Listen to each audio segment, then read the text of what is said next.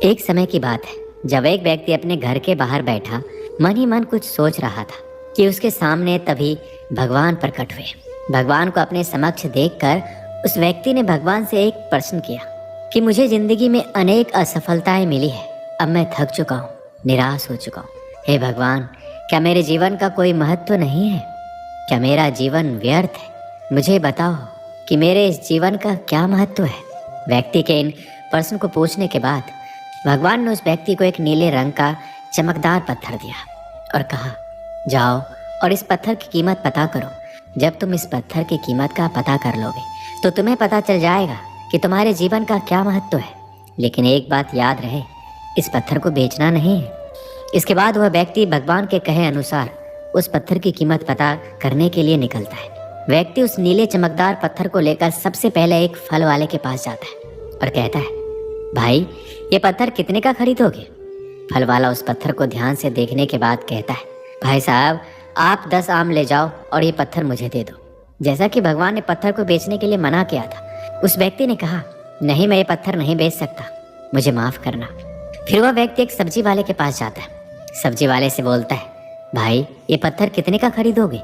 सब्जी वाला उस नीले पत्थर को ध्यान से देखता है और कहता है, भाई साहब, मुझसे एक बोरी टमाटर ले जाओ और ये पत्थर मुझे दे दो। फिर उस व्यक्ति ने कहा, नहीं, मैं पत्थर नहीं बेच सकता। इसके बाद वो व्यक्ति उस पत्थर को एक सुनार की दुकान पर ले जाता है जहाँ तरह तरह के आभूषण पड़े हुए थे। वह व्यक्ति सुनार से कहता है कि इस पत्थर की कीमत क्या है? सुनार उस पत्थर को बड़े ध्यान से देखता है और कहता है, मैं तुम्हें 1 करोड़ रुपए दूंगा, ये पत्थर मुझे दे दो। वह व्यक्ति सुनार से भी माफी मांगते हुए पत्थर को बेचने से मना कर देता है। फिर वह व्यक्ति उस नीले चमकदार पत्थर को एक हीरे व्यापारी के यहाँ ले जाता है और उस हीरे व्यापारी से उस पत्थर की कीमत पूछता है। तो वह हीरा व्यापारी उस पत्थर को पूरे 10 से 15 मिनट तक देखने के बाद एक मखमली कपड़ा लेता है और उस पत्थर को रख देता है और अपना सर पत्थर पर लगाकर माथा टेकता है और कहता है, ये पत्थर तुम्हें कहाँ से मिला? ये मामूली पत्थर नहीं है, ये इस पूरी दुनिया का अनमोल रत्न है। इस दुनिया की पूरी दौलत भी लग जाए तो इस पत्थर की कीमत नहीं लगाई जा सकती। फिर वह व्यक्ति उस पत्थर को लेकर सीधे भगवान के पास जाता है और आप बीती बताता है और पूछता है, हे भगवान, आप मुझे बताइए कि मेरे जीवन की क्या कीमत है? भगवान ने कहा, फल वाले, सब्जी वाले, सुनार वाले और हीरे व्यापारी ने तुम्हें तुम्हारे जीवन की कीमत बता दी थी। हे मनुष्य, तुम किसी के लिए एक पत्थर के टुकड़े के समान हो तो किसी के लिए बहुमूल्य रत्न। हर किसी ने अपनी जानकारी के अनुसार उस पत्थर की कीमत बताई, परंतु उस हीरे व्यापारी ने उस पत्थर को पहचान लिया। ठीक उसी तरह कुछ लोग तुम्हारे महत्व को नहीं पहचानते, इसलिए जिंदगी में कभी निराश मत होना। इस दुनिया में हर व्यक्ति के पास कोई ना कोई हुनर जरूर होता है जो सही समय पर निखर कर आता है। इसके लिए परिश्रम और धैर्य की आवश्यकता होती है। जब तक हम खुद से हार नहीं मान जाते, हमें कोई भी हरा नहीं सकता। इस दुनिया में अगर आपको अच्छे से जीना है तो लोगों की मत सोचो कि वो क्या कहेंगे।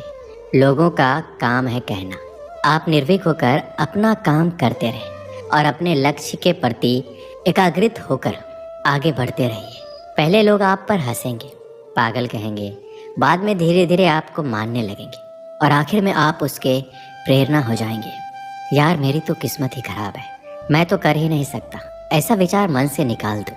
आप में असीमित क्षमताएं हैं, आप सब कुछ कर सकते हैं। खुद पर भरोसा करना सीखो। आत्मविश्वास जिस व्यक्ति का उच्च स्तर का होता है वह तरक्की के नए कीर्तिमान रचता है। अपने को किसी से कम मत समझो। अक्सर हम दूसरों को देखकर अपने लक्ष्य निर्धारित करते हैं और तो और दूसरों को देखकर उनके जैसा बनने की कोशिश करते हैं। हमें हमेशा एक बात याद रखनी चाहिए कि हर एक व्यक्ति की योग्यता और क्षमता अलग अलग होती है और हर एक का सोचने का, समझने का स्तर भी अलग अलग होता है। हो सकता है जो आपका दोस्त कर सकता है वो आप ना कर सके, क्योंकि आपके दोस्त की क्षमता और योग्यता अलग है।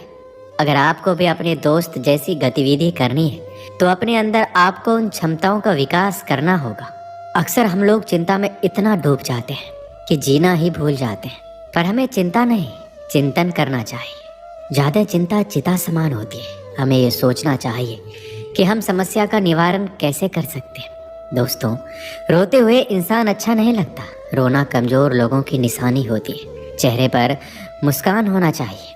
आपको ये बात याद रखनी चाहिए कि आपकी कमज़ोर कड़ी अगर लोगों के सामने आ जाती है तो फिर ये चीज़ आपके लिए सबसे बड़ी सरदर्दी बन जाती है। हमारे अंदर बड़ी ही अजीब बीमारी होती है, वो ये कि जो हम लोगों के बारे में सोचने लगते हैं वही हम उन्हें मान बैठते हैं। जब तक आप उस व्यक्ति को अच्छे से नहीं जान लेते तो आप उस बारे में ऐसी धारणा नहीं बना सकते। आपको किसी व्यक्ति को जानना है तो उसके साथ आपको समय बिताना पड़ेगा। दोस्तों, हमें खुद पर विश्वास करने की आवश्यकता है। आप सबसे अलग हैं और परिश्रम और धैर्य से आप अपने हुनर को और व्यक्तित्व को निखार सकते हैं। यदि आप इतिहास बदलना चाहते हैं तो आपको खुद को बदलना पड़ेगा। खुद के जीवन में इतना बदलाव लाओ कि दुनिया और लोग देखकर हैरान हो जाए, कहे कि क्या ये वही इंसान है जो पहले बेवजह समय बर्बाद करता रहता था। खुद को समय दो। आज से 1-2 साल बाद खुद को आप कहाँ देखना चाहते हो, एक तारीख सेट करो और जितना आप में क्षमता है पूरी जोर लगाकर मेहनत करो। और जब कुछ साल बाद लोग आपसे मिले तो आपको देखकर हैरान हो जाए। आपको खुद को बदलने में कितना समय लगेगा आपको ही पता होगा, क्योंकि सभी इंसान की क्षमता अलग अलग होती है। इसलिए आप अपनी क्षमता के अनुसार मेहनत करें। जब आप अपने जीवन के हर पहलू में छोटी सी छोटी चीज़ और बड़ी सी बड़ी चीज़ में बदलाव लाएंगे तो आपकी व्यक्तित्व खुद ही बदल जाएगी। और जब आप खुद को देखोगे तो खुद को पहचानने से इनकार कर दोगे और सोचोगे कि मैं पहले क्या था और अब मैं क्या हो गया हूँ। तो अब वह समय आ गया है कि लोगों को और पूरी दुनिया को आपको गलत साबित करना है और अपनी अहमियत दिखानी है। और इसके लिए आपको खुद ही बदलना पड़ेगा।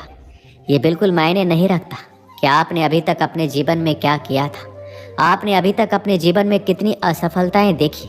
अब भी समय है, खुद को बदल डालो। एक बहुत ही प्रसिद्ध कहावत है, समय रहते आपको संभल जाना चाहिए और आपको पता होना चाहिए कि आपको क्या करना है। नहीं तो बहुत देर हो जाने के बाद समय निर्धारित करेगा कि आपको क्या करना पड़ेगा। अब आपको अपने लिए स्वार्थी बनना पड़ेगा। पहले आप लोगों के हर काम के लिए हाँ बोलते थे, कहीं जाने को कहे तो तुरंत हाँ कहते थे।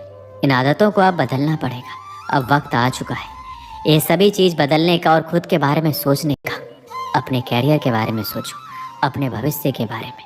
जब आप लगातार पूरी ईमानदारी के साथ मेहनत करेंगे तब आपका लक्ष्य आपके करीब आता जाएगा, चाहे लक्ष्य कितना भी बड़ा क्यों ना हो। एक छोटे से गांव में एक व्यक्ति रहता था जो हमेशा बदलाव और सुधार की बातें करता था, लेकिन उसे ये समझ नहीं आता था कि शुरुआत कहाँ से करे। उसका सपना था कि अपने गांव को खुशहाल और संपन्न बनाए, लेकिन वो सोचता था कि वह अकेले क्या क्या कर सकता है।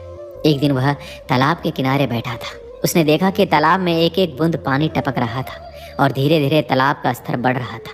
क्या ये संभव है कि बूंद बूंद से तालाब भर जाए?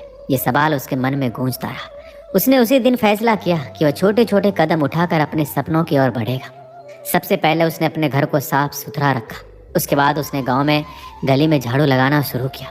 शुरुआत में लोग उसकी हंसी उड़ाते थे, लेकिन धीरे धीरे कुछ और लोग उससे जुड़ने लगे। फिर उसने गांव के बच्चों को पढ़ाना शुरू किया। वह न केवल उन्हें किताबों की शिक्षा देता, बल्कि उन्हें यह भी सिखाता कि कैसे छोटी छोटी आदतें जैसे समय समय पर उठना, पेड़ों की देखभाल करना और दूसरों की मदद करना जीवन को बदल सकता है। कुछ महीनों के भीतर गांव में बदलाव दिखने लगा। गंदगी कम हो गई, बच्चे पढ़ाई में आगे बढ़ने लगे और लोग एक दूसरे की मदद करने लगे। वह व्यक्ति समझ गया कि बड़े बदलाव की शुरुआत छोटे छोटे बूंदों से ही होती है। उस दिन तालाब के किनारे बैठकर उसने आसमान की ओर देखा और मुस्कुराया। उसने महसूस किया कि हर छोटा कदम, हर छोटी बूंद मिलकर एक बड़ा बदलाव लाती है। इस कहानी का क्या संदेश है? यदि आप अपने जीवन और समाज में बदलाव लाना चाहते हैं तो शुरुआत छोटी छोटी चीज़ों से करें, तभी आप आगे बढ़ सकते हो। दोस्तों, इस वीडियो में